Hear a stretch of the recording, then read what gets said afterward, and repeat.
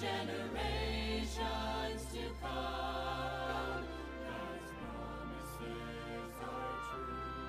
He can still do a work through you.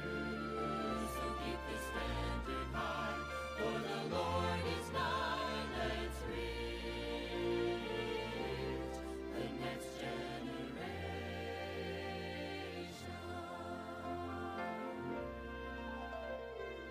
As we start each new day, there are choices we must make. Decisions that affect our lives as we choose which path to take. Investing in the future, lost souls that never die. Let's spread the gospel, live godly lives, by example lead the way. Oh, may we live our lives, so when our days on earth are done, we have kept the faith, we have run the race, providing a challenge for generations to come. God's promises are true. He can still do a work through you. So keep the standard high, for the Lord is nigh. Let's reach the next generation.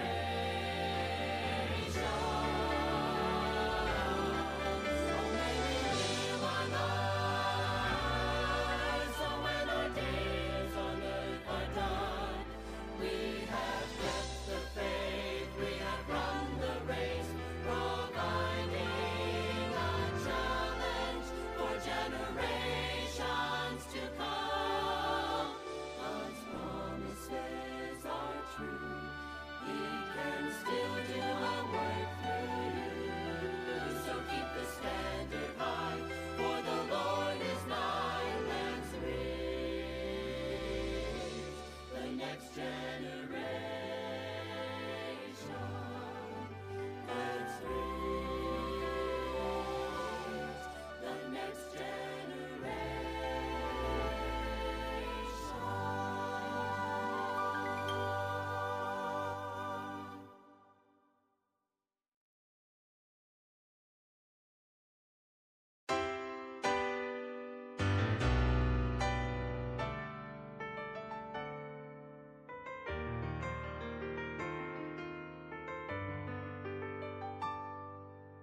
Christians all around the world have known who they believe. They served God and surrendered all to serve Him faithfully. But there are those who water down the truths that they once preached about. How can we stand idly by? We must keep the standard high. Stand strong, stand firm, represent the cross to all the world. Don't bend, don't break, stand for what is true and choose to stay. God will never let you stand alone, so stand strong.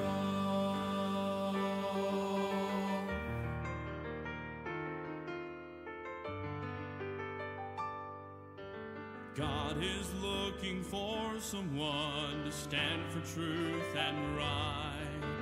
One who'll go unto the lost and tell them of His light. Few have answered to His call, and fewer still have stayed. Christians, it is time to rise, the name of God proclaim.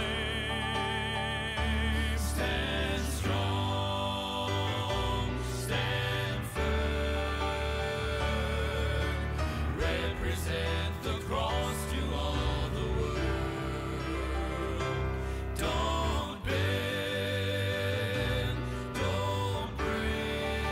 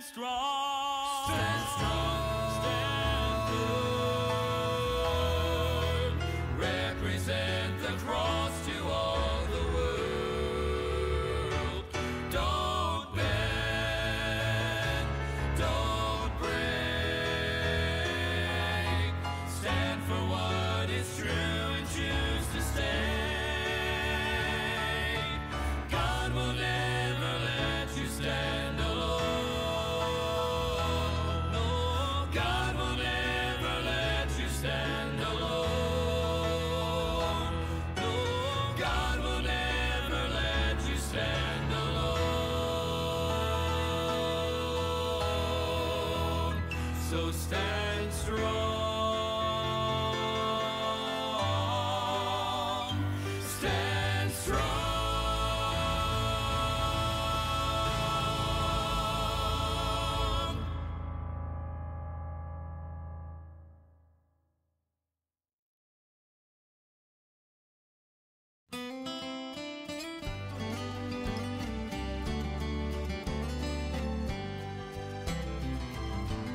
For a long time I traveled down a long, lonely road. My heart was so heavy, in sin I sank low. Then I heard about Jesus, what a wonderful hour. I'm so glad that I found out He would bring me out through His saving power. Thank God I am free, free, free from this world of sin. Washed in the blood of Jesus, I've been born again. Hallelujah, I'm saved, saved, saved by His wonderful grace. I'm so glad that I found out He would bring me out and show me the way. Like a bird out of prison that's taken his flight, like a blind man that God gave back his sight, like a poor wretched beggar that's found fortune and fame. I'm so glad that I found out He would bring me out through His holy name. Thank God I am free, free, free from this world of sin. Washed in the blood of Jesus, I've been born again.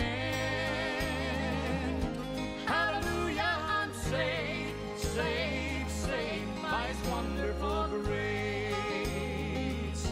I'm so glad that I found out He would bring me out and show me the way. Thank God I am free, free, free from this world of sin. Washed in the blood of Jesus, I've been born again. Hallelujah, I'm saved, saved, saved by His wonderful grace. I'm so glad that I found out He would bring me out and show me the way. I'm so glad that I found out He would bring me out, show me the way.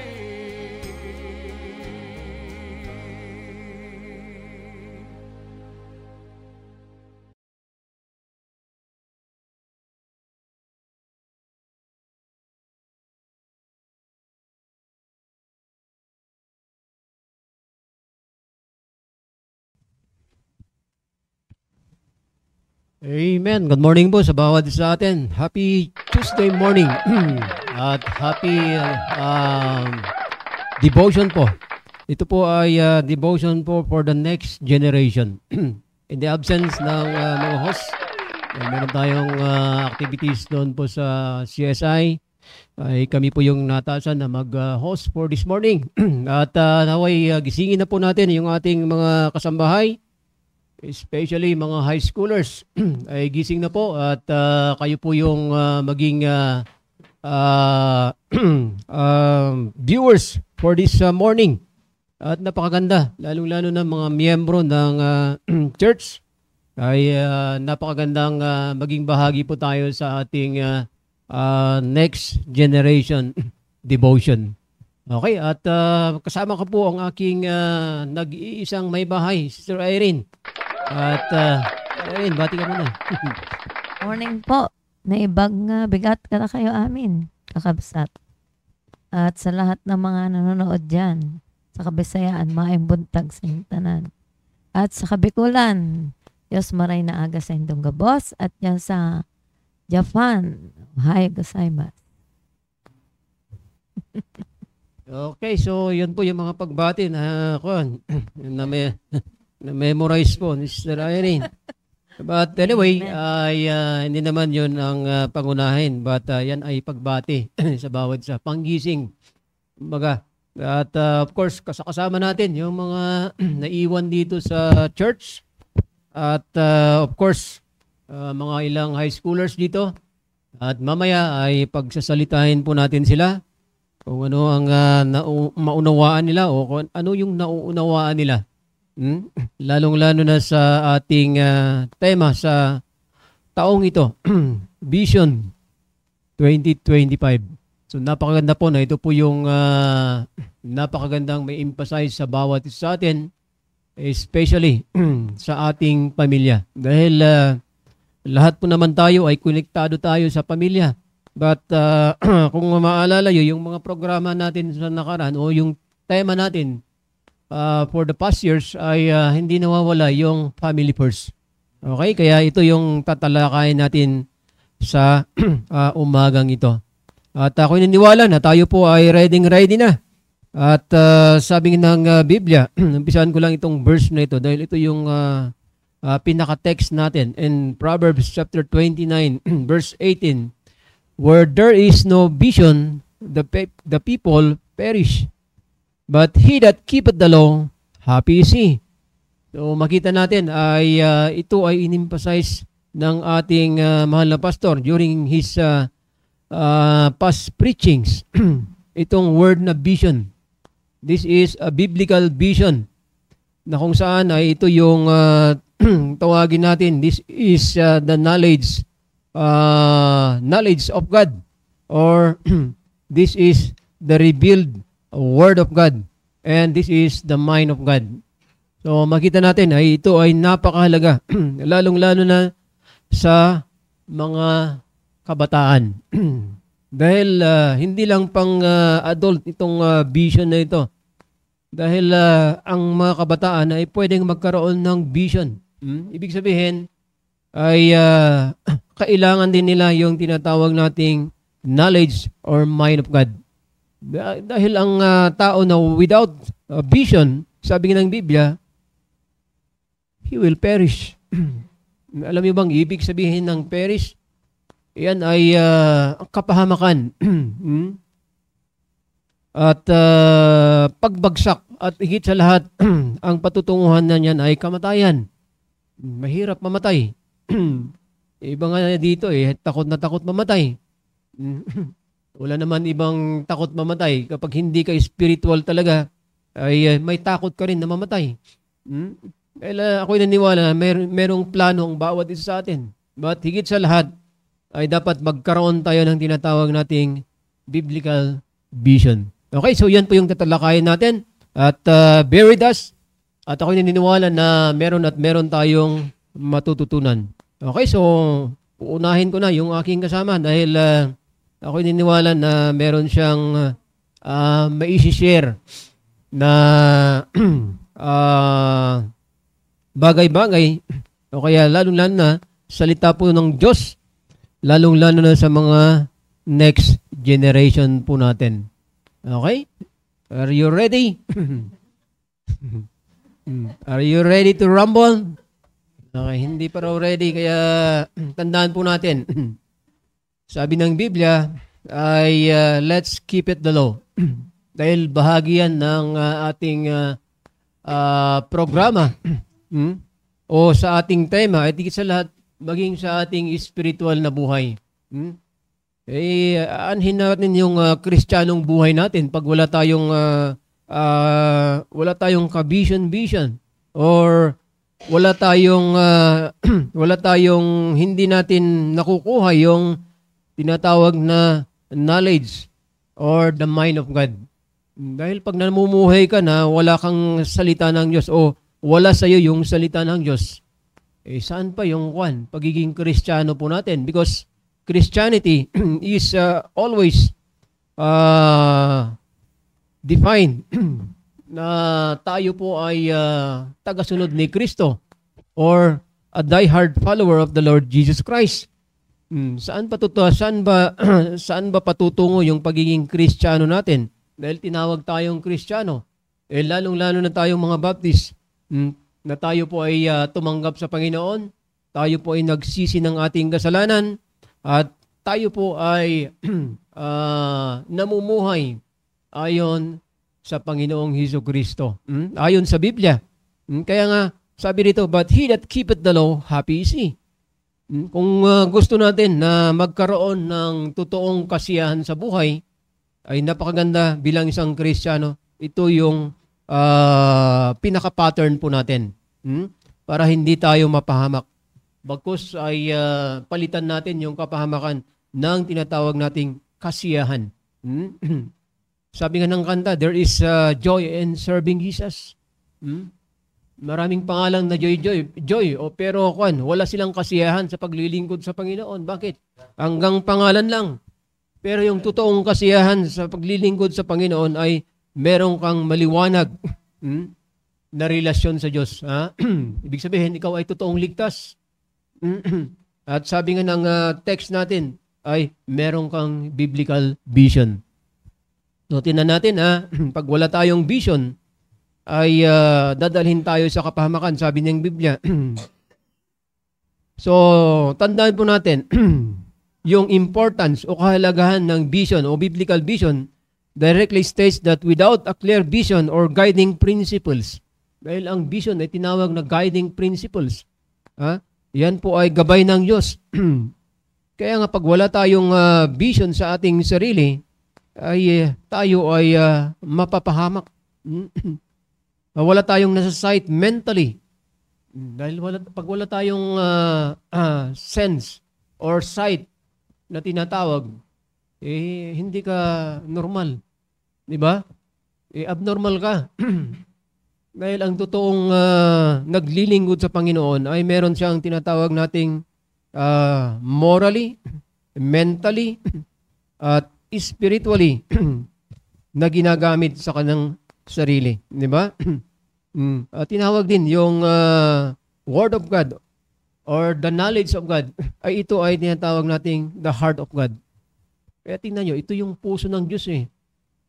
Kahit balibalik ta rin natin, babasa, ano man ang gagawin natin, ang tinuturo ng Biblia, ay babagsak pa rin tayo sa gusto ng Panginoon, sa plano ng Panginoon. Di ba? Pilitin natin yung plano natin, mapapahamak tayo. Kaya nga napakaganda na lahat ng pinaplano natin, lahat ng ginagawa natin, ay andoon yung direct guidance o principles na nanggagaling sa salita ng Diyos. Tandaan po natin, without vision, the people perish. Kaya nga pag ang taong walang ka-vision sa kanyang sarili, ay sigurado yan, mapapahamak yan. Maraming kabataan ngayon na wala man lang knowledge, nakakalungkot dahil unang-una ay meron tayong mga napapanood. Example natin, dahil ito ay katotohanan na nangyari sa kapanahunan natin ngayon. Kaya ngayong kadalasan, maririnig natin sa balita na maraming naglalabasan sa social media, especially sa mga Facebook, mga messengers natin, o kaya sa anumang nasa internet, ay makita natin, hindi naman lingid sa atin yung balita na nangyari doon sa Los Angeles, na kung saan ay maraming mga bagay-bagay na talagang nawawala yung Diyos sa kanila. Bago man mangyari yon, merong programa, kung tawagin natin, programa doon sa Amerika, na kung saan ay nagkaroon sila ng blasphemy. Alam niyo ba yung word na blasphemy? Pag-aalipusta sa Diyos. Na kung saan ay ginawa pa nilang biru-biruan ang Diyos. Kaya makita nyo ay andoon yung galit ng Panginoon. Kaya hindi natin pwedeng biruin ang Diyos. Hindi natin pwedeng paglaruan ang Diyos. Sige nga, lalaruin mo nga yung makapangyarihan sa lahat. Kung saan ka dadalhin. Anong magagawa ng power ng pera natin? Anong magagawa ng kapangyarihan? O kaya anong magagawa ng sariling kapangyarihan ng tao? Wala tayong pwedeng ikumpara sa Diyos. Because We are the creation ng Panginoon. Tayo ay kasama sa nilikha ng Diyos. Meron ka bang pwedeng ikumpara o kaya ipagmalaki sa lumikha sa langit at lupa? Wala tayong pwedeng ipagmalaki. Kaya nga napakahalaga na tayo po ay magkaroon tayo ng clear vision or guidance na nanggagaling sa Diyos mismo na lumikha sa atin. Dahil siya yung nakakaalam sa lahat Wala tayong pwedeng ipagmalaki sa Panginoon. Kaya napakaganda itong programa ito, lalong na mga young people, high schoolers, o mga kabataan, ay bigyan natin ng halaga itong aralin nito patungkol sa ating next generation. Dahil i-connect po natin yung kahalagahan ng mga kabataan sa kapanahunan natin ngayon. Dahil tingnan nyo kung yung mga adult, biruin mo, nag-interview sila ng mga tao doon sa LA, ay nakakalungkot na sa mga na-interview na yon ay mas marami ang hindi nakakakilala sa Diyos. Biruin mo, kaya nga tinawag na godless city ang Los Angeles. Bakit? Ayon sa balita ay mas maraming mga tao na hindi nakakakilala sa Panginoong Hesukristo. Biluin mo. Hindi na LA yon, kundi tinawag ng Los. Alam niyo ba yung Los? L-O-S-T? Hindi na L-O-S, basta L-O-S-T na ang Los Angeles. Dahil maraming mga napapahamak na nun. Marami nang nakakalimot. Marami nang nawawala sa hulog. Kaya ito yung pag-aaralan natin. We need a strong foundation, lalo na sa mga kabataan natin, at lalo nating pagtibayin yung ating pananampalataya. Dahil pag hindi matibay yung ating pananampalataya, ay madali tayong tangayin ng kamunduhan. Sa school pa lang, lalo na kayong mga high schoolers, pag hindi kayo mag-ingat sa school, ay hindi kayo makapag-influensya, kayo yung i-influensyahan ng kamunduhan sa school ninyo. Dahil unang-una, bilang isang anak ng Diyos, bilang isang lingkod ng Diyos, ay tayo dapat yung isang gagamitin ng Diyos para maghayag ng kanyang salita. Ibig sabihin, tayo yung isang tinawag ng Panginoon para sa kanyang gawain. Maalala ba yung tagubili ng Diyos? Hindi tumutukoy lang sa mga adult ito. Even sa mga next generation natin na nakakilala sa Panginoon, tumanggap sa Panginoon, ay kayo po ay isa sa inaatasan ng Diyos para magturo, mag-akay ng kaluluwa, mag-share ng gospel. Dahil yan ang nilalaman ng tagubili ng Diyos. Go ye therefore and teach all nations, baptizing them. Paano mababautisan mo yung classmate mo? Kaibigan mo sa school, kung hindi mo naman binabahagihan, sinesharean, at dinadala sa simbahan. Ibig sabihin, hindi ka sumusunod sa tagubili ng Panginoon. Kaya ito yung napakagandang vision ng Panginoon sa bawat isa sa atin. So, let's keep the law para tuloy-tuloy yung kasiyahan natin sa paglilingkod sa Panginoon. Dahil pag wala tayong guidance sa ating paglilingkod sa Panginoon, the people perish. Tayo po ay mapapahamak. Dapat meron tayong tinatawag nating moral principle, ethical guidance, and wise teaching. Saan nanggagaling yung mga iyon? Dapat nanggagaling sa mga totoong naglilingkod sa Panginoon. Lalong-lalo na tayong mga Baptist, di ba? Alam niyo ba pag tinawag na Baptist, yan ay patungkol sa Biblia. Kaya nga, karamihan ay pag narinig nila yung Baptist, walang ibang naiisip nila kundi ang Biblia. Dahil tayo lang yung tanging grupo na nagpa-practice yung talagang patungkol sa Biblia. Maraming mga denomination yan, pero hindi nila lahat ay sinusunod yung Biblia. hindi man natin nasusunod perfectly, pero at least tayo po ay sumusunod sa prinsipyo ng Biblia. Okay, so yan yung napakagandang kinalalagyan natin. Kaya, mga kapatid, lalong-lalo ng miyembro ng PMA Baptist Church, ay makita nyo naman yung ating pastor kung paano niya tayo ipaglaban sa dyablo. Sabi nga niya, hanggang sa kamatayan ay pwede akong hindi ako susuko, sabi niya. Maging sa kamatayan ay pag yan ay hindi sa Biblia, ipaglalaban ko, sabi niya. Ipaglalaban ko kung ano yung nasa Biblia. Kaya nga meron tayong kung mga babasa yun sa ating logo. Anong nakasulat yan? Thus saith the Lord. Pag yan ay sinabi ng Biblia, yan na yun. Huwag na natin babaguhin. Kaya yung mga yung nagbabago, sabi nga ni Pastor Ed, pag yan ay bago, hindi totoo yan. Saan tayo? Kaya nga tinawag na old fashion. Hindi ibig sabihin ng old fashion ay lumang-luma na. Ibig sabihin, yan ay nananatili. Nananatili tayo sa katuruan ng Biblia. Dahil ang Biblia naman ay hindi nagbabago. Kung ano yung nasa Biblia, yan na yan. Kung ano yung dapat nating gawin, sundin, gabay natin, yan yung susundin po natin. Kaya nga, napakaganda yung binigay ng Diyos na tema natin through our pastor. Tingnan nyo, pag wala tayong vision, sabi ng Biblia, mapapahamak tayo. Pero pag sinunod natin, nagkaroon tayo ng vision, nagkaroon tayo ng knowledge or mind of God or the heart of God, hindi tayo mapapahamak. But he that keepeth the law, tingnan nyo nagkaroon tayo ng vision, and then what's next? Meron tayong pagsunod sa salita ng Diyos.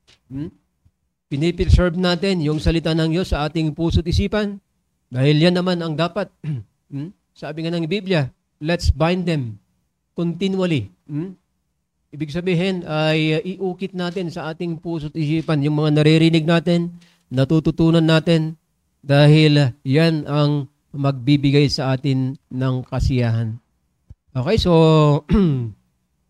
bago ako magpatuloy dahil gusto kong marinig din yung aking kasama rito yung aking may bahay dahil noong una ay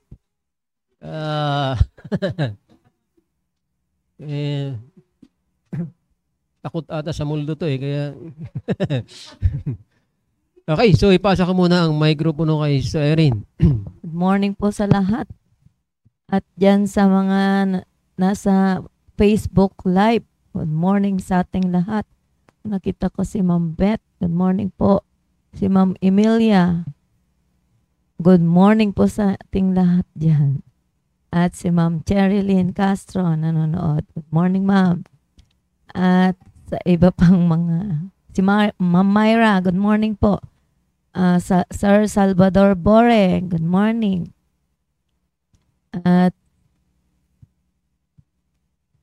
ayan, si Ma'am Grace Garland. Ayan. Si Ma'am G. Abad Arong, good morning po. Sir Ariel, good morning po sa ating lahat. Ayan, Sir Bore, good morning. Ma'am Rachel Heralde. Sir Gilbert Hofer, ayan, good morning po. At si Brad Digno, good morning, sir.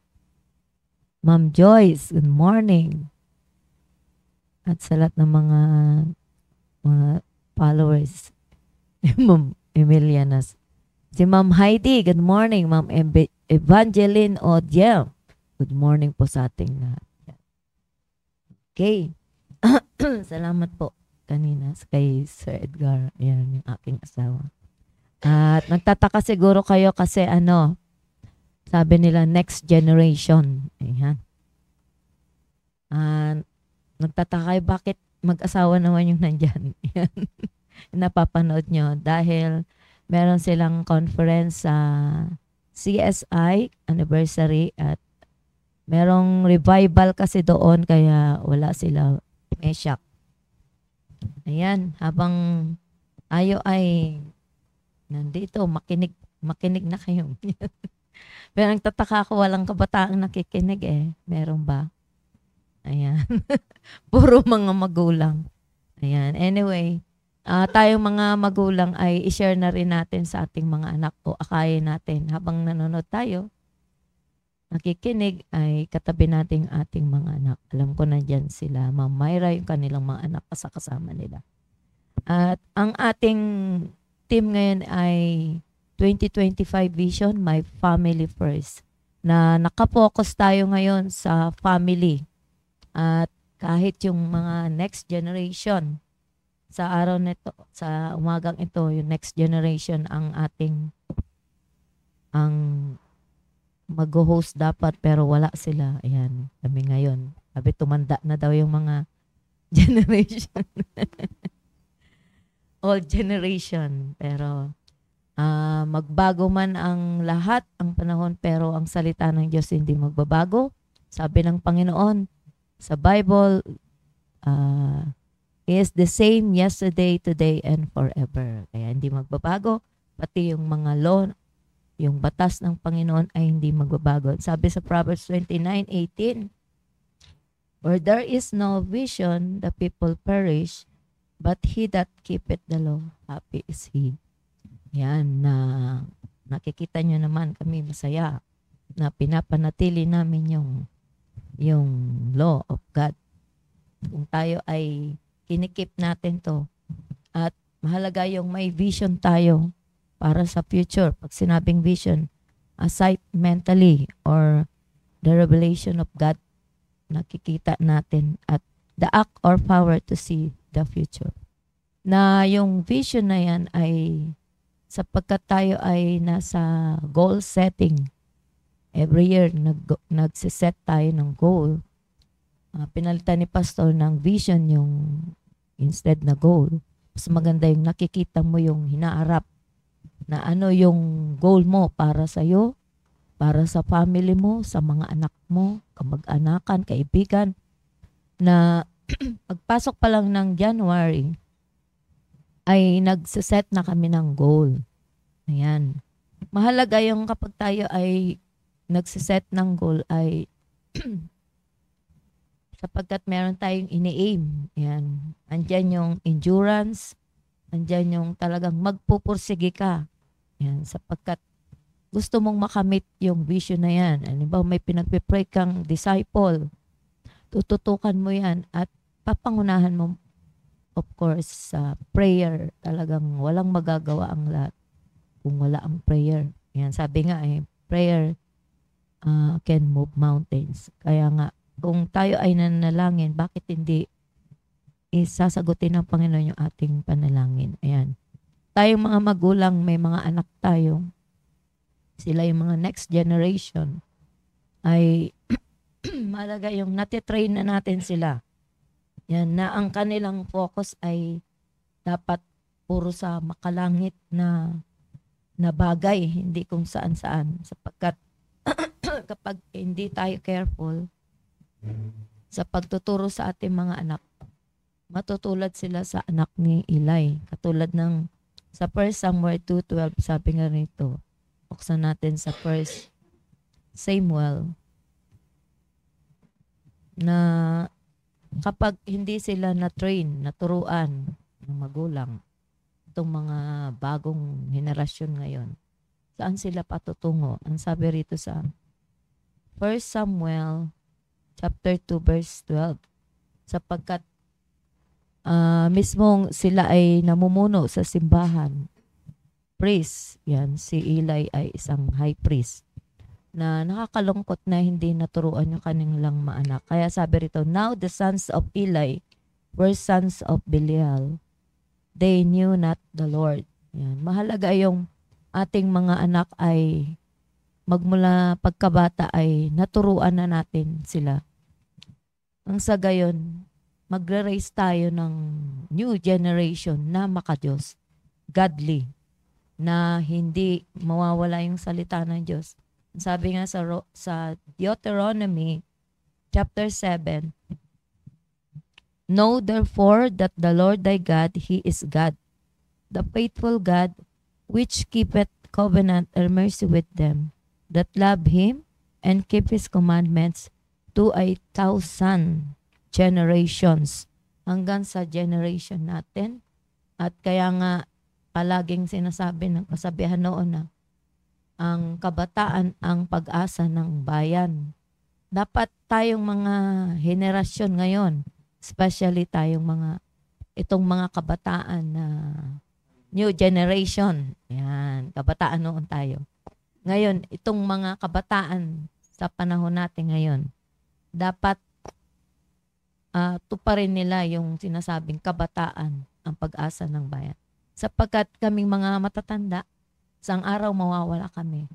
At kaya nagtuturo kami sa mga kabataan na ang pag-asa ng bayan ay sila, sapagkat kami ay mawawala. Sila yung susunod sa yapak ng mga sinaunang panahon, mga forefathers natin, na dapat yun pa rin, wala tayong ibang ituturo sa mga susunod na henerasyon, at sila dapat yung magpapatuloy na ipapakilala nila ang Diyos sa mga susunod na henerasyon. Kaya nga, kung sila ay naturuan, naging godly sila, pag-asa talaga sila ng bayan. Dahil sila na yung magtutuloy, magbabahagi. Hindi mapuputol yung kautusan ng Panginoon na kapag pinapanatili natin to, tuloy-tuloy nagsasalin, anumang salin lahi yan, na kapag laging naitatak sa kanilang puso't isipan ang salita ng Diyos, ay talagang pag-asa sila. May pag-asa yung mababahagian ng Diyos. Sabi nga sa verse 11, Thou shalt therefore keep the commandments and the statutes and the judgments which I command thee this day to do. Wherefore it shall come to pass, if ye hearken to these judgments and keep and do them, that the Lord thy God shall keep unto thee the covenant and the mercy which he sware unto thy fathers. Tingnan nyo yung kapag tayo ay pinapanatili natin, ganun din yung Panginoon eh. Yan, ikikip niya yung covenant, hindi nawawala yan. At yung mercy niya na kanyang ipinangako sa ating mga forefathers noon, ay hanggang ngayon ay nangyayari kapag siya yung sinusunod natin, pinapanatili natin yung salita ng Diyos. Kaya kayong mga kabataan, huwag kayong titigil na magbahagi, sundin yung mga pinag-uutos ng Panginoon, yung kanyang commandments, sapagkat ang Panginoon ay faithful.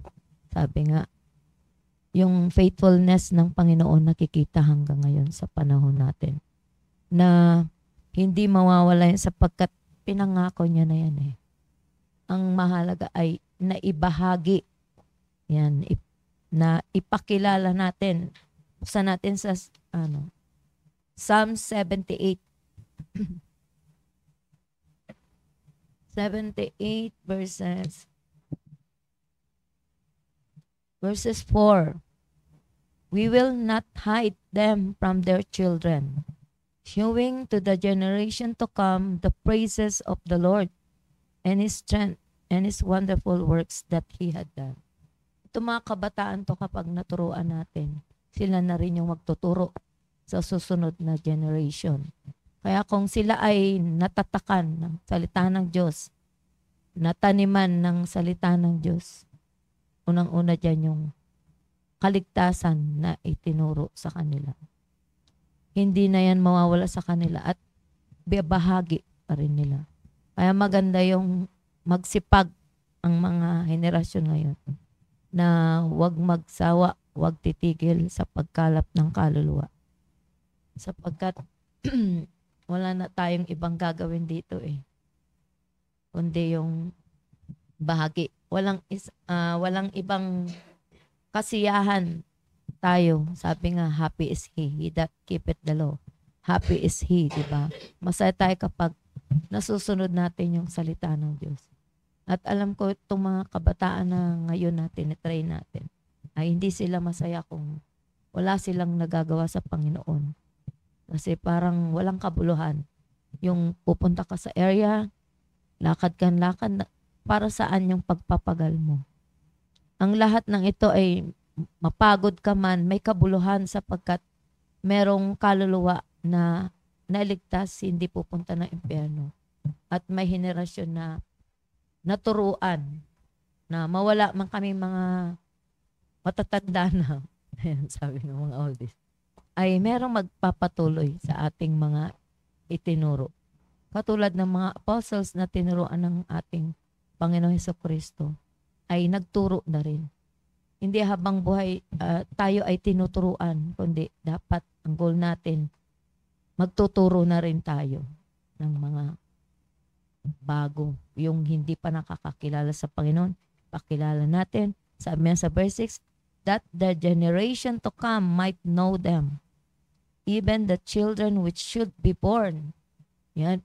Dapat pinagpipray na yan, nasa tiyan pa lang. At pag sila ay lumabas na, matitrain sila pag lagi natin kasama sa area. At itong mga kabataan, ang kulang nilang ay pagsunod. Dapat apply nila.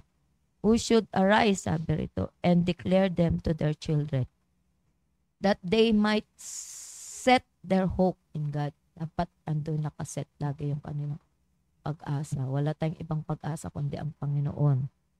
And not forget the works of God, but keep His commandment. Sabi nga, ang hope natin ay ang Panginoon.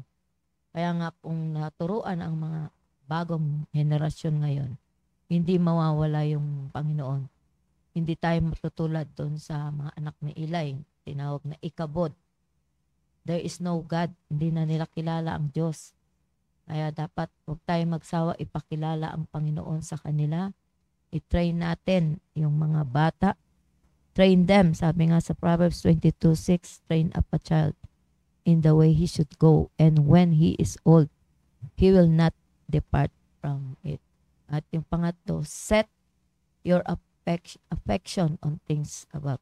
Na dapat itong mga kabataan ay wala silang ibang focus, na dapat yung kanilang mind, yung kanilang puso, isipan ay dapat nakapokus lang sa Panginoon. Sabi nga sa Colossians chapter 3, set your affection on things above, not on things on the earth.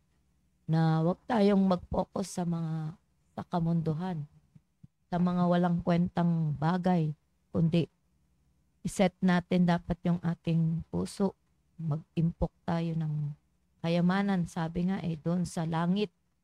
Ano yun? Mga kaluluwa. Ilapit natin sa Panginoon. Kaya may pag-asa ang ating bayan kung ang mga kabataan to ay naturuan. At kayong mga kabataan, kung kayo ay Kristiyano na nadala sa church, ay i-apply natin. Apply nyo ano man yung inyong natutunan mula sa pulpito, especially sa ating pastor. Kaya nagpapasalamat ako sa ating pastor sapagkat hindi siya tumitigil, hindi siya nagsasawa sa pagtuturo, na galit siya sa kasalanan. At talagang halos umiyak ang Panginoon, ang ating pastor, para sa kabataan dahil may vision siya para sa kabataan. Gusto niya isang araw itong mga kabataan, especially mga lalaki, ay makita niyang nagpe-preach. Kaya nga, katuwang namin ang aming pastor sa pagpe-pray na itong mga kabataan, yung mga anak niya, pinagpe-pray niya maging preacher, maging pastor. Kaya mahalaga yung ang gagawin ng kabataan ngayon ay sumunod. Walang mawawala kung sila ay sumusunod. Ang kulang na lang ay application. Kung tutusin, busog na busog sa salita ng Diyos. Especially yung mga full-time dito sa amin. Mga kabataan, ang kulang na lang sa kanila ay i-apply. Maganda yung hindi lang tayo nakapakinig, kundi gagawin natin to kung ano yung narinig natin. Na yung vision natin ay isang araw tayo nagtuturo na. Dapat ganyan ang ang set ng kanilang mind. Magtuturo sila, mag-aakay sila ng kaluluwa at yung kulang na lang pagsunod. Kaya yun ang kailangan i-vision nila, yung maging obedient sila sa taong to. Kaya yung kanilang affection dapat ay hindi na nakapokus sa earth. Sa mga earthly things, mga bagay na walang kabuluhan, kundi dapat sa mga bagay na makalangit. Yan. Titingnan natin mamaya yung mga kabataan to. Ano ba yung kanilang napulot na aral at ano yung i-apply nila sa kanilang buhay sa pagsaset ng kanilang goal or vision. Ano ba yung vision nila sa taong ito na gusto nilang ma-achieve. Amen. Amen. Thank you, Sister Irene. I hope na that counts sa mga lesson natin about the vision. So, napakaganda po na tayo bilang isang anak ng Diyos ay meron tayong batayan sa ating ginagawa. Dahil mahirap. Sabi nga ng ating pastor nung nakaraan ay pag wala tayong vision, andoon yung confusion, andoon yung rebellion, andoon yung distraction. Okay? Anong gusto natin? Na tayo po ay confused? Or tayo magiging rebelde sa Diyos? O gusto ba natin na tayo po ay makaranas ng distraction?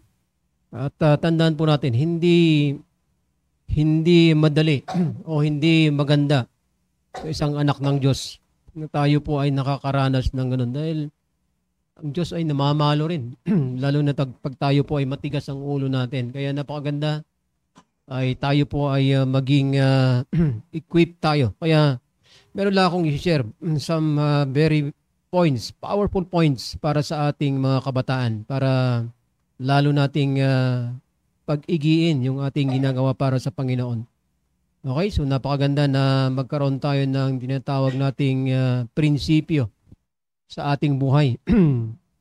Dahil pag hindi tayo nakafocus, dahil pag walang biblical vision ang mga young people natin or yung mga next generation po natin, ay mapupunta sa walang kabuluhan. So let's focus on the core of Christian principles. Yung mga prinsipyo na nanggagaling sa Biblia ang gamitin natin para tayo po ay lalong maging kagamit-gamit sa gawain ng Panginoon. Unang-una, yung palaging binabanggit ng ating pastor is all about discipleship. Madaling mag-share. Sabi nga ng ating pastor, madaling mag-imbita. Pero ano yung isang bagay na kailangan po natin na maging seryoso sa ating buhay bilang isang Kristiyano? Pagdi-disciple. That is teaching them. Sabi ng Biblia, to observe all things. Sa book of Matthew. Kasama yan sa tagubilin ng Panginoon. Focus on cultivating in deep personal relationship with the Lord Jesus Christ. Kaya andoon yung tinatawag nating encouragement ng salita ng Diyos para tayo po ay patuloy magkaroon ng spiritual growth. Hindi nawawala yung tinatawag nating prayer. At andoon yung pag-aaral ng salita ng Diyos. Yung mga bagay-bagay para tayo po ay lalong maging mag-equip tayo. Lalong-lalo sa paglilingkod sa Panginoon. So, isang bagay na gusto kong i-emphasize, lalong na sa mga next generation, na i-share nila yung kanilang pananampalataya sa iba. Let's prepare them for effectively witness to others and make disciples. Ito yung palaging sinasabi ng ating pastor, mag-invite kayo, maging friendly kayo, lalong-lalo sa school ninyo. Dahil pag hindi kayo friendly, walang makita na kabanalan sa inyo, hindi sila maniniwala sa inyo, di ba? Lalo kayo mga next generation, dahil ang generation ngayon ay kakaiba. Hindi natin pwedeng ikumpara yung generation nung 1970s or 1980s. Dahil ang mundo ay pabago-bago. Pero pag ang salita ng Diyos ang susundin natin ay hindi mababago yung tinatawag nating totoong paglilingkod sa Panginoon. let's live out the gospel and word and deed. Dapat makita yung sa ating pananalita, sa ating ginagawa. So, i-emphasize natin yung pagmamahal ng Diyos sa atin at of course, yung pagmamahal din natin sa Panginoon. At maging yung serbisyo rin natin para sa iba. Dahil ang Diyos ay gusto niya ay lahat po tayo ay magsama-sama sa paglilingkod sa Kanya, pag-worship sa Kanya, at pagpupuri sa Kanya. Magkaroon tayo ng compassion para sa iba. Dahil hindi, ang buhay Kristiyano ay hindi pang sarili lamang. Hindi yung sarili mo lang ang gagawin mo o kaya sarili mo lang ang iisipin mo. Narinig niyo ba kaya sa ating pastor? Sabi niya, ang Christianity is living for others. Magamat kabataan pa kayo o kaya kayo po ay high schoolers pa lang, ay ito yung matutunan po natin. Okay? So isang bagay na kailangan i-emphasize natin sa next generation is yung tinatawag nating character development. Dahil bahagi yan ng paglilingkod natin sa Panginoon. Unti-unti nababago yung ating character. Hindi katotoo pag yung character mo nung una, bago for the year, kunwari, year 2024, yung character mo noong 2024, January, ay wala man lang nabago this 2025 ng January, di ba? Eh anong natutunan natin sa isang taon?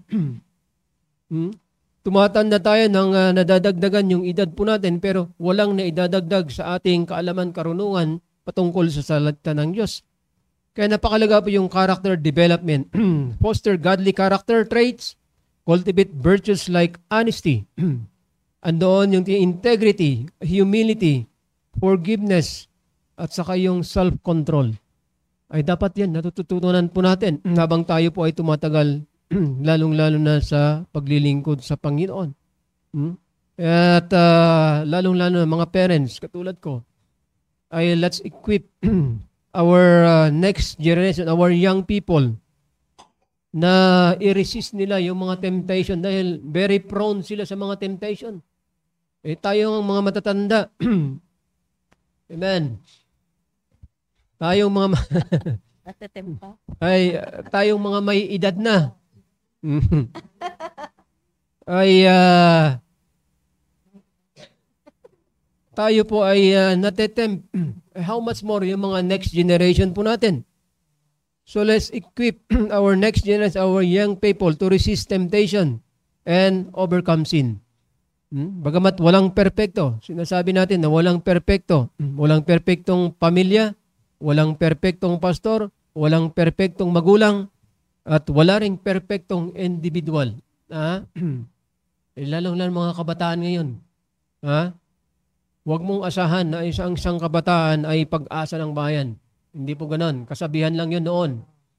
Pero ngayon, hanggat hindi natin makikita yung impact ng mga young people ngayon sa ating simbahan, sa ating pamilya, sa ating lipunan, hindi mo pwedeng sabihin na sila yung pag-asa ng bayan. Pero tuturuan natin sila. Sabi nga ng Biblia, let's equip them na ma-overcome nila yung temptation, ma-overcome nila yung kasalanan. Let's provide guidance and support sa mga bagay-bagay na dumarating sa kanilang buhay dahil hindi rin sila prone o hindi rin sila exempted sa mga challenges sa kanilang buhay. Tingnan nyo pagpasok pa lang nila sa school, merong mga challenges na kakaharapin nila sa school. Di ba? Sabi nga ng mensahe nung nakaraan, di ba, nung Sunday, yung word na decision. Ay halos araw-araw gagawa tayo ng decision eh. Pag hindi ka marunong gumawa, hindi ka wise na gumawa ng decision, pagpunta mo lang sa mga schools o pagpasok mo pa lang sa school, pag maling decision ang ginagawa mo, ay hindi ka magiging kagamit-gamit o hindi ka magiging maayos na anak ng Diyos sa school ninyo. Ano ang gagawin mo? Magiging kuwan ka na lang doon. Sunod-sunurang ka na lang.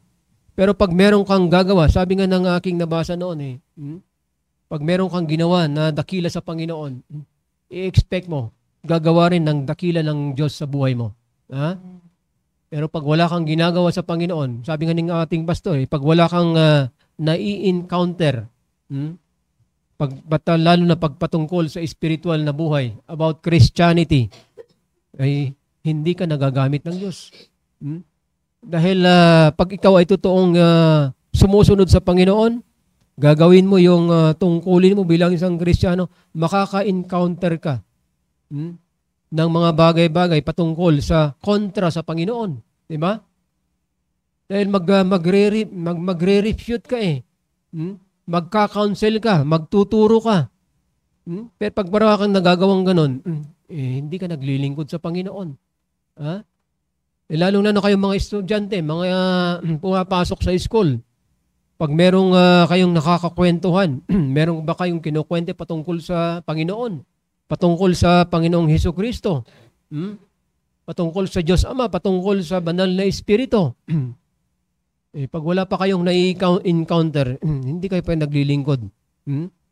So, kailangan ma-equip kayo at kaya nyong tumindig sa inyong sarili patungkol sa spiritual nating buhay.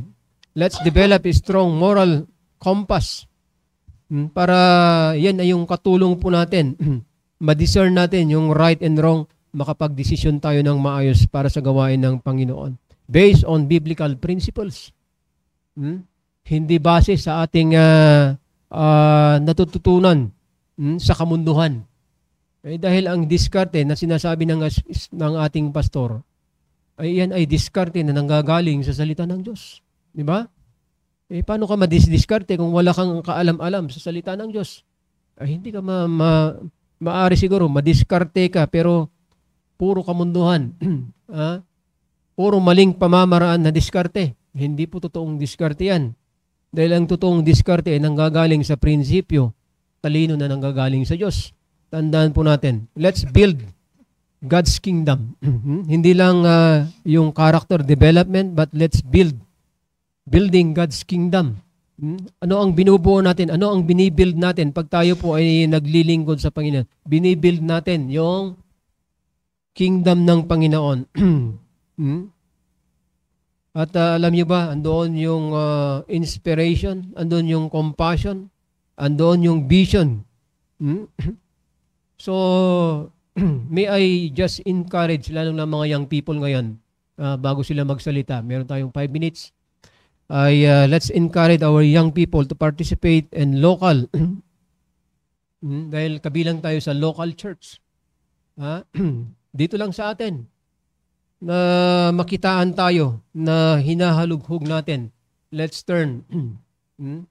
Dahil nakatira tayo sa Baguio City, let's turn Baguio City, Benguet, upside down. At katulong natin ang mga next generation para magawa natin. Sila yung palaging nakakahalubilo sa school. So, ito yung encouragement. Let's turn Baguio City or Benguet upside down. Nakaginawa ng mga apostles nung araw. Okay, so I hope na yan help us, especially yung mga next generation natin para magkaroon sila ng vision at sila ay magkaroon ng maayos na paglilingkod sa Panginoon. Napakaganda na tayo po ay maging instrumento ng Diyos kaysa instrumento ng diablo.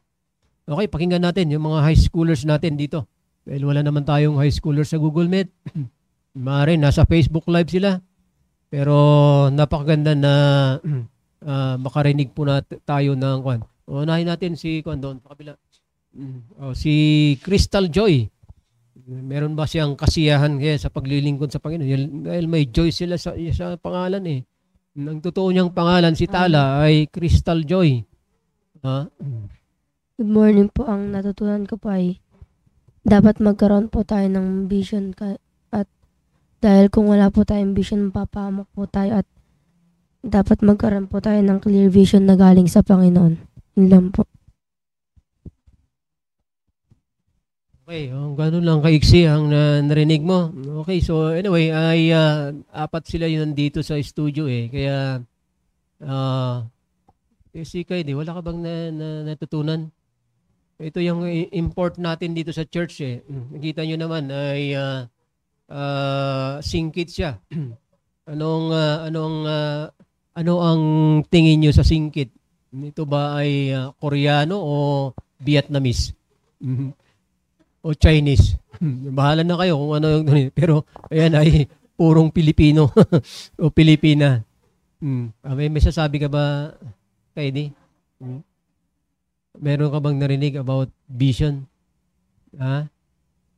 Ano ang narinig mo kanina na binabanggit namin ni Sister Irene patungkol sa tinatawag nating vision? Na dinescribe natin o kaya binigyan natin ng kaulugan na yan ay nanggagaling sa isip ng Diyos. Ha? Meron ka barang vision sa iyong sarili? Magkaroon. Lakasan mo para marinig nila. Itutok mo yung... Magkaroon ng pananampalataya. Meron ka bang vision sa iyong sarili? Ibig sabihin, meron ka bang maayos na salita ng Diyos na i-apply mo sa iyong sarili sa taong 2025? Ano ang natutunan mo na kailangan i-apply mo? Makapagdala ng bisita at matuto mag-silvinig. Yan. Tandaan mo yan, ha? Sabi ni Pastor, may memorize mo yung soul winning kit, ha? Narinig mo? I-memorize mo yung soul winning kit dahil pag soul winning, hindi pwedeng hindi mo alam yung mga talata sa Biblia. Especially yung Romans Road. Memorize mo yan. Okay, si Rashina. Good morning po sa ating lahat. Ang natutunan ko po ay dapat pinapanatili natin ang salita ng Diyos sa ating sarili. Kapag wala po tayong vision ay mapapahamak po tayo. At kapag may vision tayo ay hindi po tayo mapapahamak. Yan lang po. Amen. Okay. So I hope na alam mo yung sinasabi mong vision, ha? Ano ba ang isang vision mo ngayon? O ano ba ang pinalitan lang kasi ni Pastor ng Juan yung goal ay ginawang vision. Pero kung titingnan nyo sa meaning ay magkalapit lang yon. Okay? Ano ang vision mo? Ang vision ko po ay maging masunurin po sa mga magulang ko po at maging marespeto din po sa ibang tao po. Yun lang. Marespeto sa ibang tao, sa magulang, hindi. Hindi. Ibig sabihin, unang-una, marespeto tayo sa Panginoon, ha? Unang-una, marespeto to sa Panginoon. Dahil pag marespeto ko sa Diyos, hindi mawawala na marespeto ko sa men of God, marespeto ka sa magulang mo, at marespeto ka sa ibang tao. Yan ang totohanan yan. Okay, so, last but not the least, ito yung tinaguriang joy-joy sa simbahan. Dahil joy-joy daw, yan pangalan niya eh. Pero si Pastor, ang tawag niya nito is Miss Universe. Dahil magaling rumampa to eh. Hindi naman rumarampa sa kwan, pero magaling lumakad parang Miss Universe. Okay, tanungan naman natin kung meron siyang natutunan. Natutunan ko lang po ay kapag wala po tayong vision, tayo po ay mapapahamak. At ang apply ko po sa sarili ko ay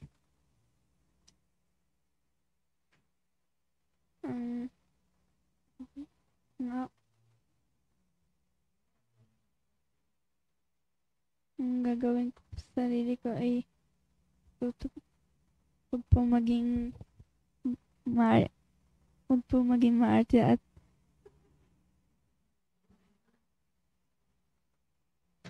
wag po tayo maging tamad, maging masipag po tayo at matuto po tayo magbigay sa kapwa po.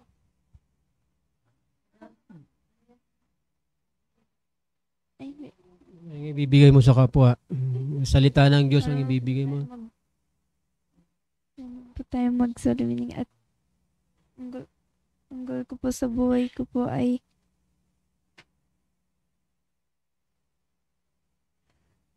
goal ko po sa sarili ko ay maging masunod sa magulang at ang goal ko po ay kapagdala po ng bisita at every Sunday yun lang.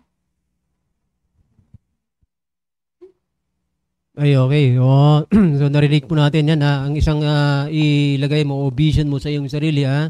Huwag kang pa-cute-cute. Lalong-lalo na pag merong kabataan na mga lalaki ha. Lalo na pag medyo gwapo-gwapo eh. Ay, ito yung mga young people ha. Hindi lang pa kay Joy-Joy. Alam nyo na ito yung isang sumisira sa ating kabataan ha.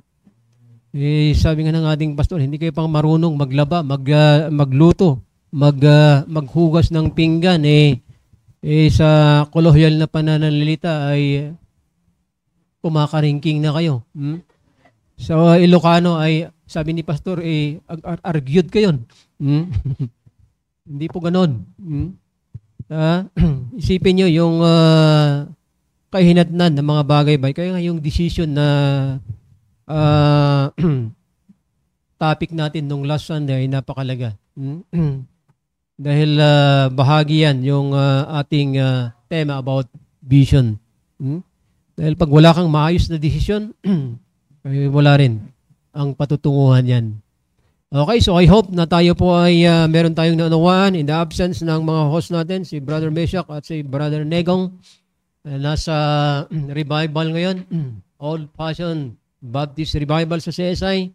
So, young people, wala man kayong, hindi man kayo, sana may makita rin natin sa Google Meet na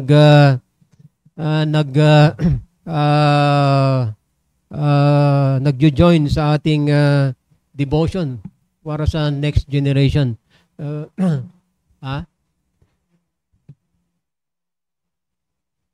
Gamitin mo yung mic mo. Okay, so sa mga nasa Google Meet, meron mga Google Meet pero hindi kayo nag-join. Sa mga Facebook Live, ako naniniwala na nasa Facebook Live kayo. Napakaganda, nabigyan natin na halaga yung pakikinig po natin. Maaaring kayo ay natutulog, pero alam nyo ba na napakalaga yung ating tinatalakay about the vision for the next generation. Dahil napakalaga na ang kabataan ay meron din silang vision. Lalong-lalo na sa paglilingkod sa Panginoon. Dahil without vision, the people perish, sabi ng Biblia. At walang magandang idudulot yan. Okay, so salamat sa mga nasa sa Facebook Live. Pakibasa mo sa Erin yung iba, yung hindi nabasa kanina. Meron yung si Michael Boston. Good morning. Si Rich Mabutol. Ayan, amen. Good morning sa inyong lahat, yung mga humabol. Ayan, Pastor Nolly, good morning po. Diyos maray na aga sa indong gabos. Si Ma'am Nelda Bori, good morning, Ma'am. Ayan. Wala tayong Google Meet ngayon. Si Ma'am Josie de los Santos Espilita. Ayan, good morning, Ma'am. Josie, yun sa Judah yun. Amen. Ma'am Josie. Okay, so that's end for this morning sa ating devotion. Dahil po na tayo po ay aware sa ating devotion every morning. Kaya tangkilikin po natin yung sariling atin. Dahil napakalaga po, early in the morning, meron tayong salita ng Diyos na naririnig, nababasa. At ito yung baon-baon natin the whole day. Okay, so huwag natin kalilimutan na mag-live sa ating revival at i-share na lang sa inyo. Kaya keep in touch sa ating Google Meet. Baka mayroon tayong Google Meet this evening or tomorrow. Ay napakaganda na magkaroon din tayo ng connection sa mga revivals natin. Okay, so salamat sa bawat isa. Salamat sa mga nag-join. Diyan si Nanay Lina. At sa lahat na hindi namin nabati sa Facebook Live. Maaring kayo ay nakapag-join pero hindi namin nakita yung nabasa yung pangalan nyo. Salamat sa bawat isa. Good morning po. Ha? Pakibasa mo. Hindi ko mabasa. May comment si Ma'am Beth. Amen po. Salamat Brad Edgar and Sister Irene. Patuloy po tayo mag-akay ng next generation. Amen. So makita natin ay lalong-lalo na yung kayo mga young people, mga next generation sa ating simbahan, dapat katuwang kayo.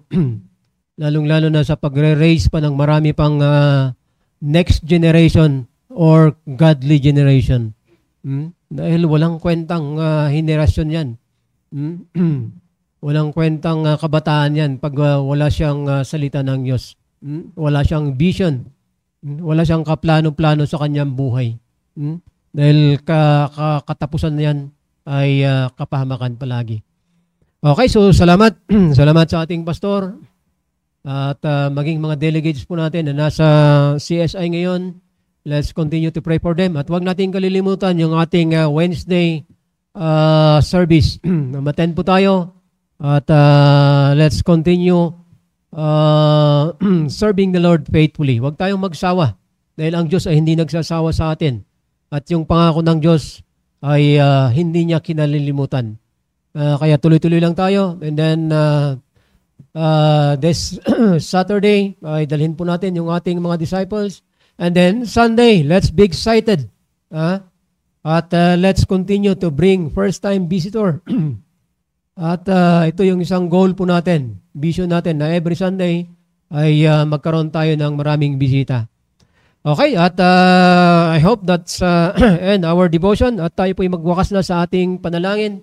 Sa pamamagitan ng panalangin, let's pray. Dakilang Diyos na mapagpala makapangyarihan sa lahat. Thank you so much once again sa pribilehiyo na kami po yung muli ay makapag salita in the absence ng mga host. Ay kayo pong siyang mangusap sa bawat sa Panginoon, lalo ng mga next generation po. Ay andon yung kanilang patuloy na pakikinig at pagsunod sa iyong pong salita o Diyos. As the verse saying, without vision, ay the people perish. At let's keep the law of the Lord. Panatilihin po natin at ako'y naniniwala, meron patutunguhan yung ating buhay bilang isang lingkod ng Diyos, bilang isang anak ng Diyos. At bless us the rest of the day. At kayo pong siyang may taas, kayo pong siyang mapuri, mapasalamatan. At we pray, O God, na continue to bless us, guide us. At sa mga estudyante, mga young people, ingatan niyo sila, Panginoon. Sa pagpunta nila sa school ay maging ilaw sila. At maging gabay sila, Panginoon, spiritually, lalong-lalo sa kanilang mga kamag-aaral. At humingi rin ng kapatawaran sa lahat ng mga pagkukulang, pagkakasala naming nagawa. Ito pong aming dalangin sa pangalan ni Jesus. Amen. Good morning and God bless po. And to all, God be the glory. God bless po. See you tomorrow.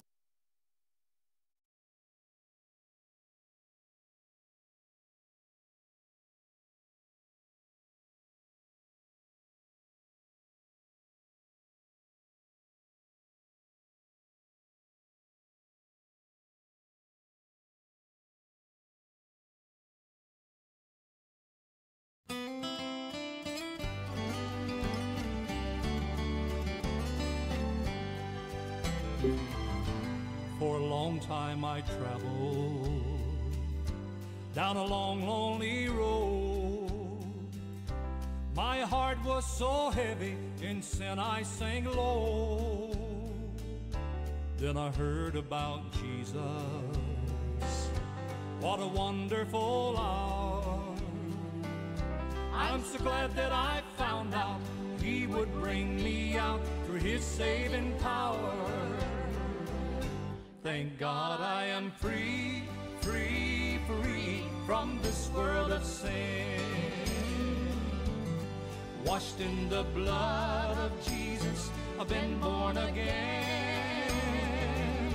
Hallelujah, I'm saved, saved, saved by His wonderful grace. I'm so glad that I found out He would bring me out and show me the way. like a bird out of prison that's taken his flight, like a blind man that God gave back his sight, like a poor wretched beggar that's found fortune and fame. I'm so glad that I found out he would bring me out for his holy name. Thank God I am free, free, free from this world of sin. Washed in the blood of Jesus, I've been born again. Hallelujah, I'm saved, saved, saved by his wonderful grace. I'm so glad that I found out he would bring me out and show me the way. Thank God I am free, free, free from this world of sin. Washed in the blood of Jesus, I've been born again. Hallelujah, I'm saved, saved, saved by his wonderful grace. I'm so glad that I found out he would bring me out and show me the way. I'm so glad that I found out he would bring me out, show me the way.